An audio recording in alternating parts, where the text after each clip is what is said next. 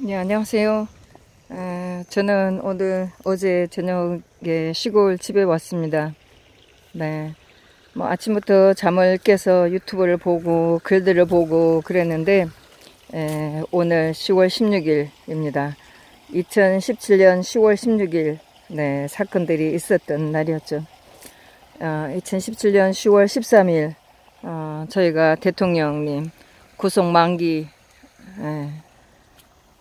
만기를 위한 집회를 했었고, 그날 저녁 저희가 법원 앞에서 집회를 하고 서청대에 가 있었는데, 거기서 들려오는 소식은 구속을 또 추가 기소한다는 그런 내용을 들었었죠. 그래서 10월 16일 오늘 대통령께서 더 이상 재판을 받지 않겠다고, 앞으로 모든 일은 법원의 판단에 맡기겠다. 20년이든 30년이든 중요치 않고 진실이 밝혀지는 게 중요하다. 이런 말씀을 하시면서 침묵의 세월로 들어가셨죠.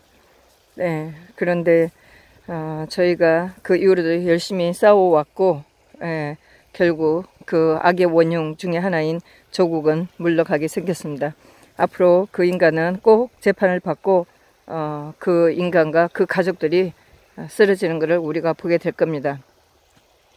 제가 어제 혹시나 저희 같은 마음으로 이 인간이 어떤 일을 하지 않을까 또는 당하지 않을까 걱정을 했는데, 서울대 교수 복직을 했다는 얘기를 듣고 절대 인간들은 그런 일은 없겠구나, 우리처럼 그런 마음은 가지고 있지 않구나 하는 것을 다시 느꼈어요.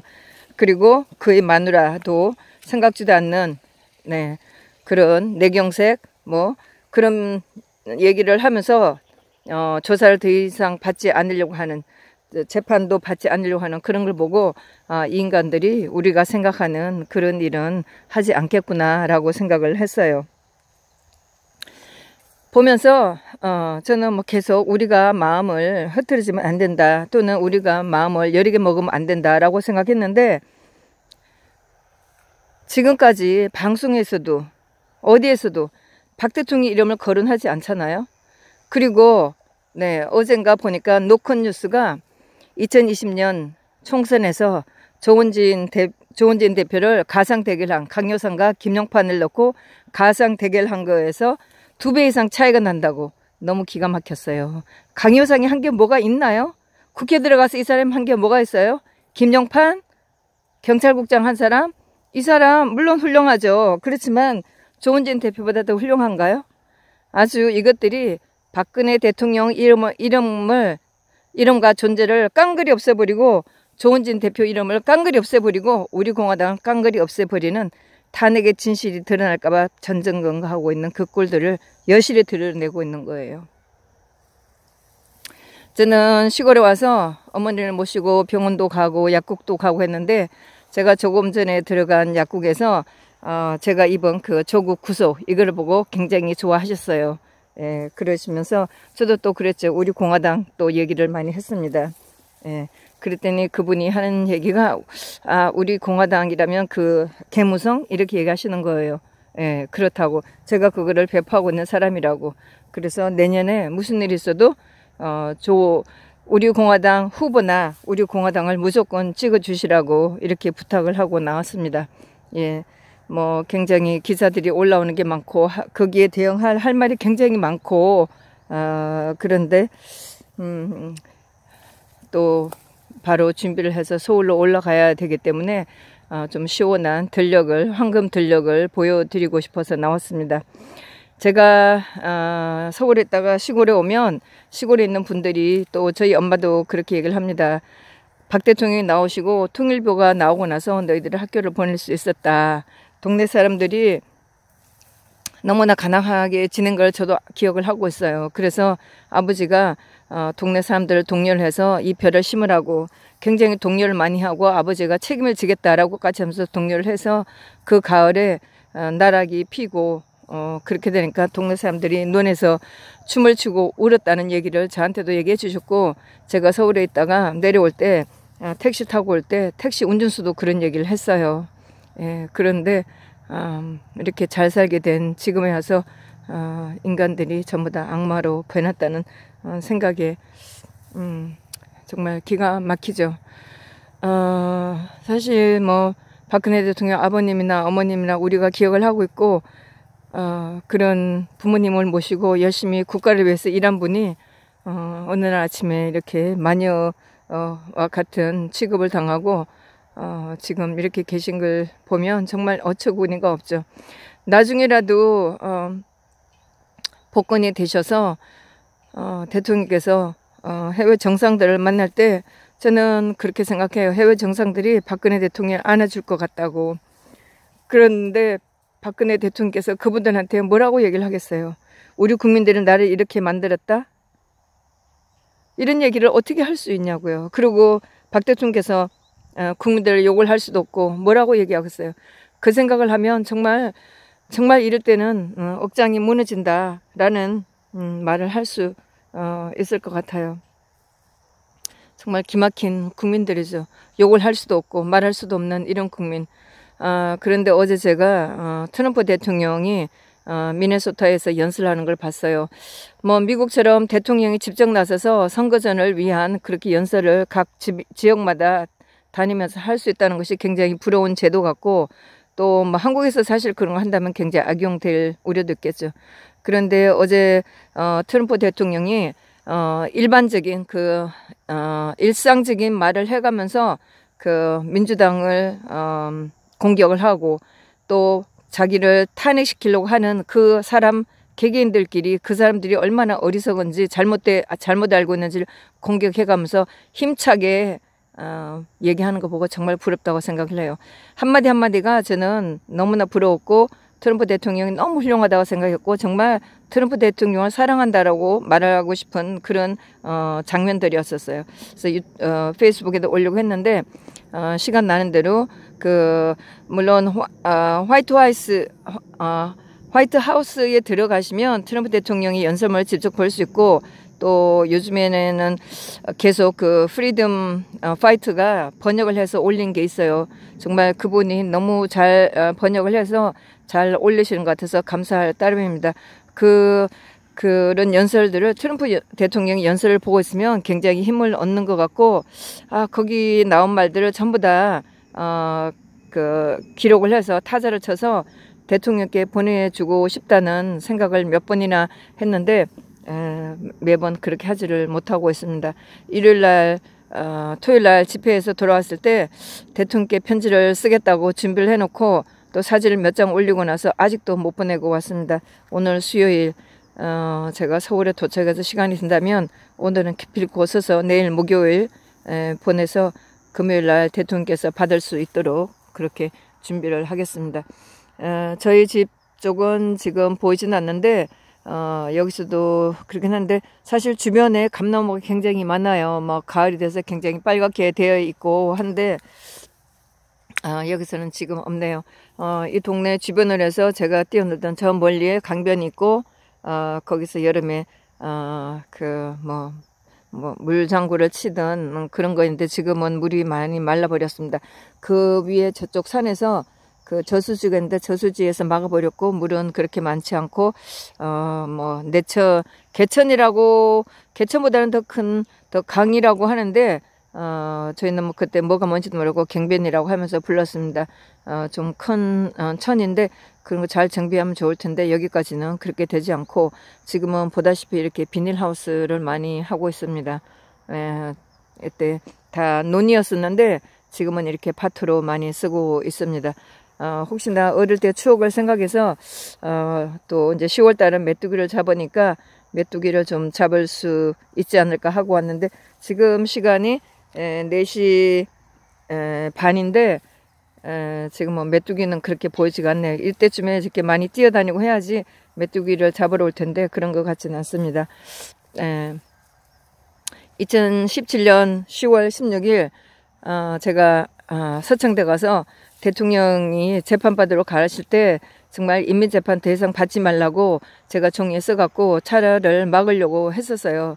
그랬는데 제 계획대로 되지 않고 대통령이 보시지는 못하고 재판장에 가셨는데 어쨌든 그날 대통령 더 이상 재판을 받지 않겠다고 선언을 하고 더 이상 재판을 받지 않는 상태입니다. 그리고 법원을 갔고 법원에서 많은 사람들이 있었고 법원에서 대통령께서 그렇게 얘기를 하셨고 또 유영하 변호사도 대통령을 그런 피가 얼룩진 뭐 그런 곳에 사자 우리 같은 곳에 남겨두고 떠난다고 이렇게 얘기를 해서 뭐 말들이 많지만 하여튼 저희가 많이 슬퍼했었고 법원 앞에서도 저희가 굉장히 많이 슬퍼했었고 지금 우리가 알고 있는 그 기록이라고 알고 있는 그 대통령 묘소를 짓고 있는 그분이 그때 법원에 들어가셨어요. 10월달 초에 조원진 대표가 단식을 했었고 몇 분 당원들이 같이 단식에 동참을 했었는데 그 기력이라는 그분도 갈매기네요. 갈매기 그분 어르신도 같이 단식을 하고 있다가 굉장히 몸이 허약한 상태였었어요. 그랬는데 그날 하여튼 법정에 들어갈 수 있는 당첨이 됐기 때문에 법정에 들어갔다가 대통령께서 재판을 더 이상 받지 않는다는 선언을 하셨고 그분이 종이에 들고 있는 헌법 84조를 얘기하면서 차라리 나를 총살시켜라 하면서 굉장히 소리를 쳤었고 쓰러지고 또 쓰러지고 깨어나서 또 김세현을 향해서 소리를 질렀고 법원 직원들이 뭐 부축을 하고 쫓아내고 뭐 그런 상황이 벌어져서 저희가 굉장히 투쟁을 많이 했었죠. 예, 저 멀리에 메뚜기가 보이긴 하네요. 그렇게 생각만큼 많이 메뚜기가 보이진 않습니다. 네. 예, 보이지가 잘 않네. 네. 사실 어릴 때 이런 곳에 나와서 메뚜기를 많이 잡았어요. 그러는데 지금 시간에는 저기도 또 한 마리가 있네요. 몇 명 있네요. 이제 저녁이 되니까 네.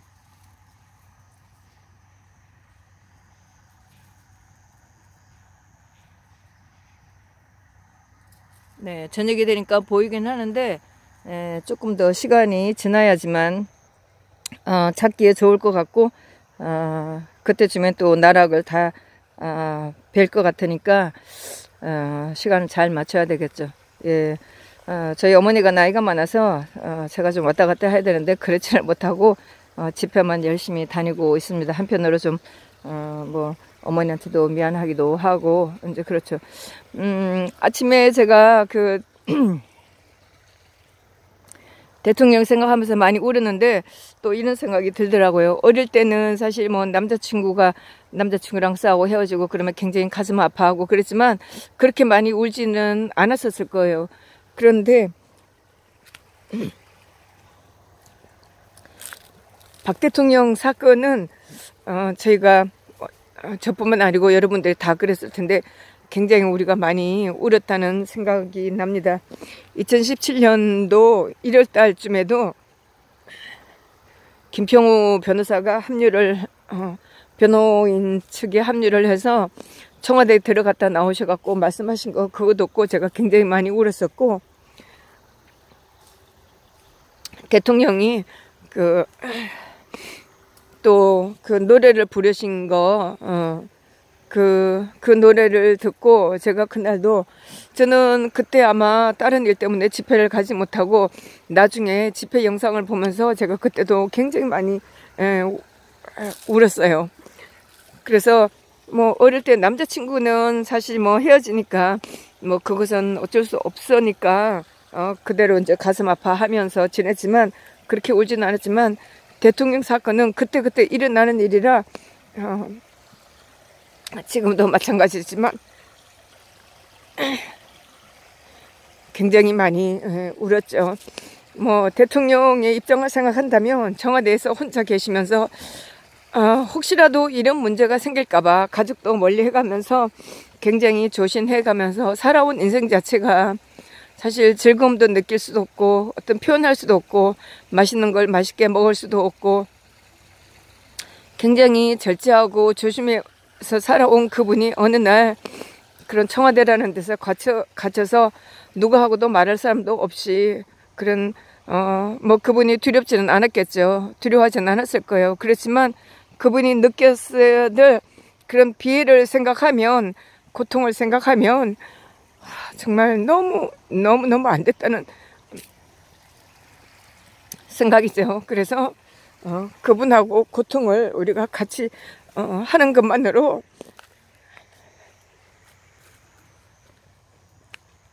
우리가 그분을 위로해 줄 수 있다는 생각 때문에 지금까지 변치 않는 그런 마음으로 있습니다.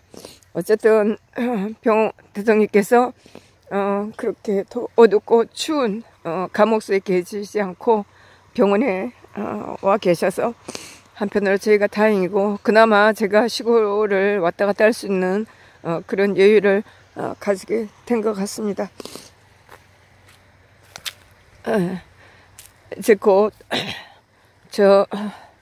거짓, 허위 저런 작자들이 물러날 시간이 다가오는 것 같습니다. 이제 지방에서도 제가 조금 전에 포도밭에 들렸더니 그분도 또 10월 3일 날 서울에 왔다 갔다고 그 얘기를 하시는데, 근데 그분은 뭐 자한당 지지자라, 그런데 어쨌든 그분 하는 얘기가 너무 답답했다고, 그래서 서울에 갔다 왔다고 이렇게 말씀을 하셨어요. 하여튼 저희가 더 열심히 해서 대통령의 탄핵을 알리고, 때가 오면 대통령께서 말씀하실 겁니다. 저희가 대통령께서 한마디를 해서 세상을 바꿀 수 있도록 우리가 준비를 해야지, 대통령이 나오셔서 이 세상을 바꾸기에는 너무 힘들어요. 우리가 그 미천을 다 준비해 놔야 된다고 생각을 합니다. 네, 저는 준비를 해서 서울로 가도록 하겠습니다. 사실 뭐 여기 들녘에 나왔는데 보여줄 만한 풍경이 많이 없네. 많이 걸어가든가 다른 곳으로 가야 되는데, 요 정도가 제가 놀던 곳이고, 요 가까이에 제가 다녔던 초등학교가 있습니다.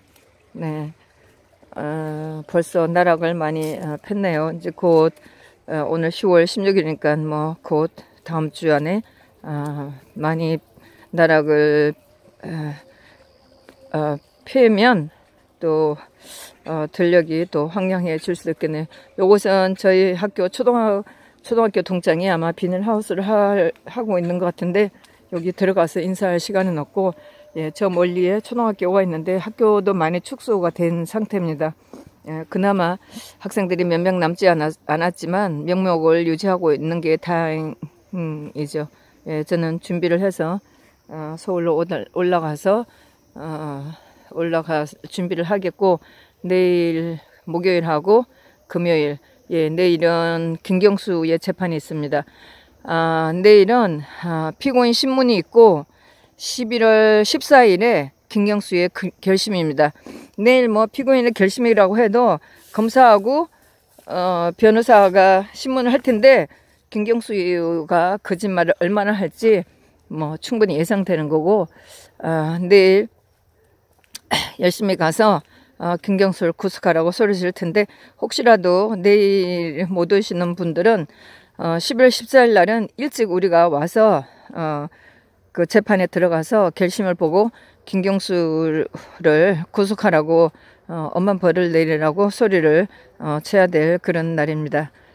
저희 초등학교가 보이긴 하는데 이쪽으로 해서 저는 또 집으로 가도록 하고, 오늘 좀 시원한 들녘을 보여드리려고 했는데 또 나와 보니까 그렇게 또 제가 원했던 풍경은 아니라서 좀 그러네요. 어릴 때 제가 요쪽으로 나와서 우리 선생님이 이쪽에 나와서 저 멀리를 보고 풍경화를 그리고 했는데 제가 엄청 못 그렸어요. 정말 그때 그런 일들이 굉장히 고민스러웠던 그런 추억이 있습니다. 학교도 많이 변했고, 그렇습니다. 네, 오늘 여기까지 하고 또 서울로 올라가서 내일 뵙도록 하겠습니다. 네, 감사합니다.